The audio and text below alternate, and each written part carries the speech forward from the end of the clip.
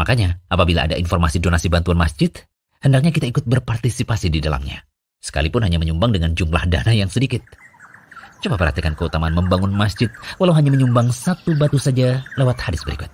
Dari Jabir bin Abdullah radhiyallahu anhu, Rasulullah SAW bersabda, siapa yang membangun masjid karena Allah, walaupun hanya selubang tempat burung bertelur atau lebih kecil, maka Allah bangunkan baginya rumah seperti itu pula di surga. Hadis riwayat Ibnu Majah. Al-Hafidz Abu Thahir mengatakan bahwa sanad hadis ini sahih. Ibnu Hajar menyatakan, maksud dari siapa yang membangun masjid digunakan isim nakirah yang menunjukkan keumuman. Sehingga maksud hadis adalah siapa saja yang membangun masjid dengan ukuran besar maupun kecil. Masih melanjutkan penjelasan Ibnu Hajar yang diterangkan dalam hadis tadi adalah hanya bahasa majasimile. Karena tak mungkin tempat burung menaruh telur dan menderum yang seukuran itu dijadikan tempat sholat. Ada juga riwayat Jabir yang semakin memperkuat hal ini. Sebagian ulama lainnya menafsirkan hadis tersebut secara tekstual.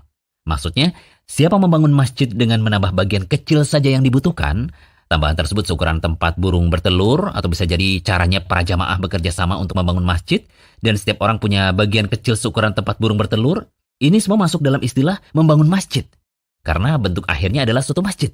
Dalam benak kita yaitu tempat untuk kita sholat. Berarti penjelasan Ibnu Hajar di awal tadi menunjukkan bahwa jika ada yang menyumbang satu sak semen saja, atau bahkan menyumbang satu bata saja, sudah mendapatkan pahala untuk membangun masjid. Masya Allah. Namun poin pentingnya, berapapun besar sumbangan untuk masjid yang kita keluarkan, harus didasari niat ikhlas karena Allah. Karena yang dimaksud lillah, kata Ibnu Hajar, adalah ikhlas karena Allah. Jadi pahala besar membangun masjid yang disebutkan dalam hadis yang kita kaji saat ini, bisa diraih karena kita ikhlas dalam beramal. Bukan untuk cari pujian atau balasan dari manusia. Lalu, apa maksud dibangunkan bangunan semisal di surga?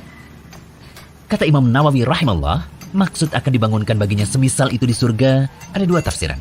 Yakni yang pertama, Allah akan membangunkan semisal itu dengan bangunan yang disebut bait atau rumah. Namun, sifatnya dalam hal luasnya dan lainnya tentu punya keutamaan tersendiri.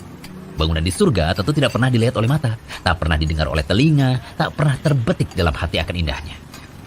Kedua, keutamaan bangunan yang diperoleh di surga dibanding dengan rumah di surga lainnya adalah seperti keutamaan masjid di dunia dibanding rumah-rumah di dunia.